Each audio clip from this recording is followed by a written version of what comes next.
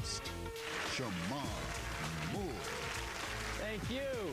Now I want to welcome you aboard the funkiest train ride you will ever be a part of. Soul Train, Shamar Moore style. Shamar brought his own style to the train, one a bit different than Don's. No disrespect, but every other host of Soul Train pales in comparison because there's no cool like Don Cornelius cool. Still, Soul Train lasted 13 more years, breaking new artists and staying influential, even without the soothing baritone of Don Cornelius. Even when the competitors came in, the brand Soul Train is one of the greatest brands in the culture. You say Soul Train, you think Afro, you think dance moves, you think love, peace, and soul. That's a brand that succeeded. In 2006, Soul Train left the station for the very last time. It had been on the air for a staggering 35 seasons, a feat that at the time made Don's Labor of Love the longest-running syndicated series ever. 35 years and having the longest-running syndication in the history of TV is incredible, and we should pay homage to that. Don's legacy is the tapestry of mediums and platforms by which we can see black music now. His legacy, for me, is my hero. His legacy as a man who created a show that had never been seen before is legendary. So many people owe their careers. Me, I'm one of them, to Soul Train. It changed my life because it got me out of my shell. It dared me to be great. Check this out.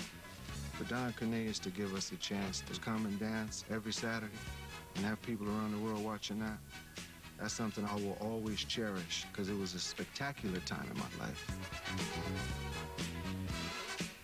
I had a pretty tumultuous childhood growing up, but Soul Train was the one thing I had to look forward to. It was glamorous, and I got to meet people and finally have a group of people that I felt like I belonged to.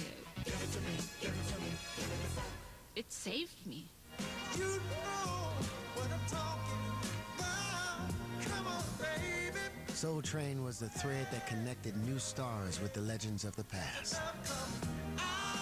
It's inspired, generations of performers.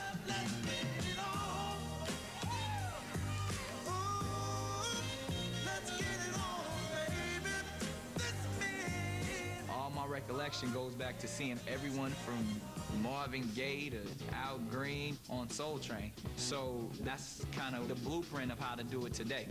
The first time I did Soul Train, I stayed in the green room for about an hour and a half doing what I do, you understand me? It's like I'm here, I made it, you know what I'm saying? Because to me, I could say that I was with James Brown and, the Dramatics and Stevie Wonder and Curtis Mayfield, Marvin Gaye. I was on that level. Step out to the wild, creeping and crawling, Yiggy yes yolin', Snoop Doggy Dogg in the house. When it came on, I watched it over and over again. I watched this more than any video I had ever been in because I felt like I was gonna make it. I felt like that was the only stamp I was missing. Good looking out, Don, Soul Train. Appreciate y'all. I ain't looked back ever since. In the end, Soul Train was more than just a TV show. It was a source of pride that influenced fashion, music, and dance. It was a celebration of life that changed the world around it forever. If you go to any black wedding reception, there's going to be a Soul Train line still. That's going to be forever now.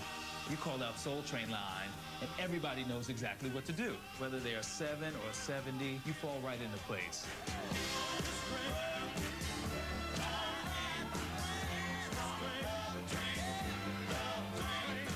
The Soul Train line, we do it at every holiday party. It's a part of our culture. Any African-American gathering, it was official. You had to close it out. It was like a prayer and then the Soul Train line. Got to give it up to Jesus and then Don Cornelius. I'm Don Cornelius, and it's always imparted. I'm wishing you love, peace, and... I've known